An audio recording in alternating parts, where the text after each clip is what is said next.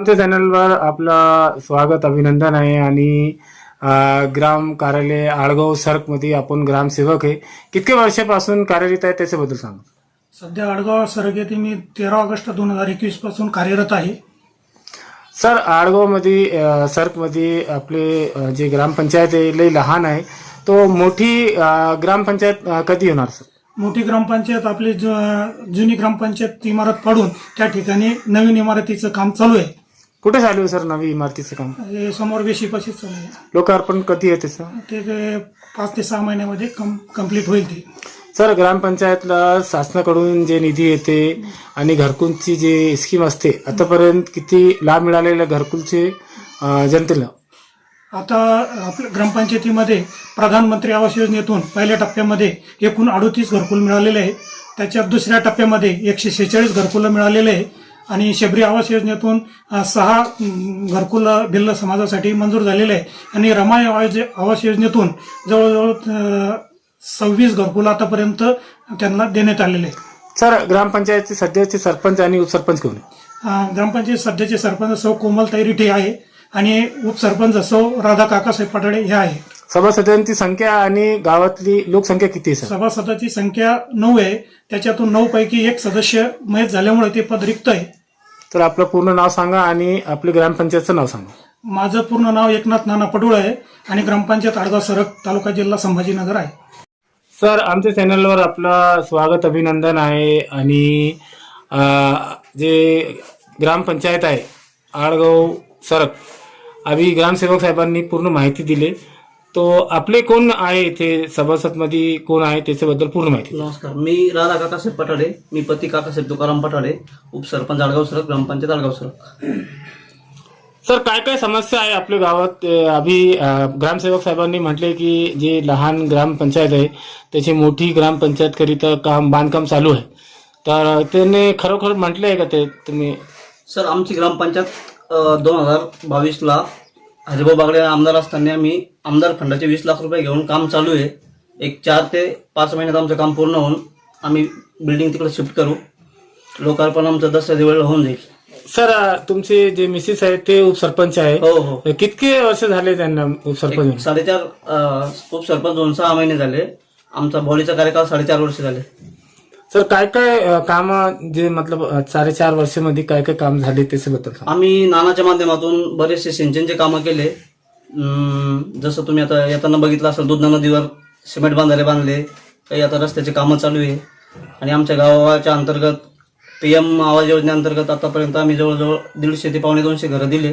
आता राहिलेल्या लोकांचं आमचं टार्गेट हे पूर्ण करायचं. 100 लोक बाकी, त्यांचा पण सर्वे करून आम्ही आता ते जेव्हा यादी येईल तेव्हा त्यांचं सुरुवात होऊन जाईल. सर, जलजीवनचे जे कार्य केले तुम्ही, तर काहीतरी काम थांबलेलं आहे, काय भानगड आहे त्याच्याबद्दल? जलजीवनचा विषय असा आहे, आमच्याकडे मागं 2012ला राष्ट्रीय पेयजल योजना मंजूर झाली होती 1,28,00,000ची. संबंधित गुत्तेदारांना आणि अधिकाऱ्यांनी मिळून आमची योजना बोगस केली. त्याच्या संदर्भात आपण शिवा असेल किंवा संबंधित पाणी पुरवठा विभागाशी आम्ही पत्रव्यवहार करून सगळं पाठपुरावा केला. नंतर आमच्याकडे दुसरी योजना मंजूर करून घेतली, पण आता संबंधित ठेकेदार काम करत नाही. 2022ला वर्क ऑर्डर आलेली. तुम्ही निवेदन दिलेली त्याचं पत्राचं आहे का? तुमच्याकडे ओसी आहे त्याची? हो हो. कधी दिलेले? काय आश्वासन मिळालं तुम्हाला? आम्हाला देऊन 4 महिने झाले.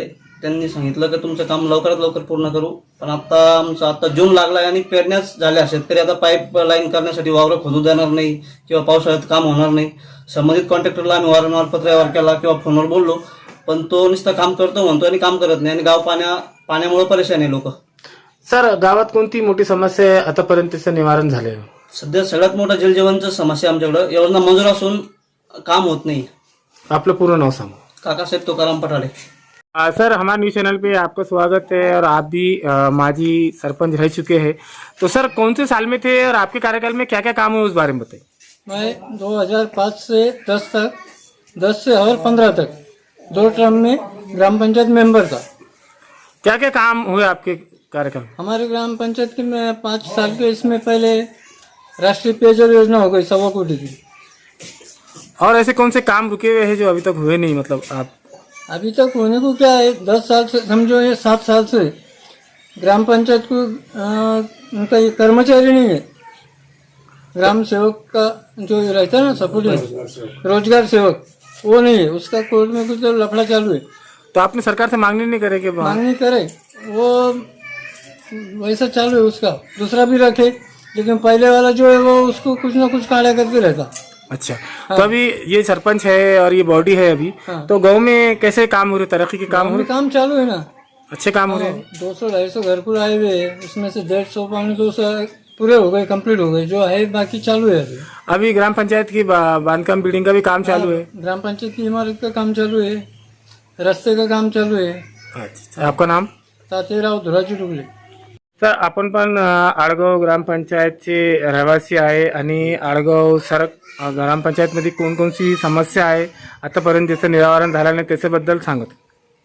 अभी हमारी जी काम आहे ना त्याचे मेन प्रॉब्लेम आहे, कारण रोजगार शोध नाही, त्याच्यामुळं हे जनतेचे करोडो रुपयाचं नुकसान झालेलं या गावात. आपण कधीपासून राहते गावात? जन्मापासून. काय करतं आपण? शेती. आता गावात 5 ते 10 सरपंच होतो आपण या गावचे. गावात अभी मोठी ग्रामपंचायतचं बांधकाम चालू आहे, तो कधी लोकार्पण कधी होणार? लोकार्पण आमचं बाकी ना, तिचं कामच बाकी आहे ना, 50% काम बाकी आहे. सर, आपण पण आडगाव सरक ग्रामपंचायतचे एक जनते आहे, आपली काय समस्या आहे, काय बोलणार तुम्ही? आमची एकच समस्या आहे बाबा, आमच्या आदंडऊ ते सदैव या रोडचे पैसे भेटण्यात यावं, आमची एवढी मागणी.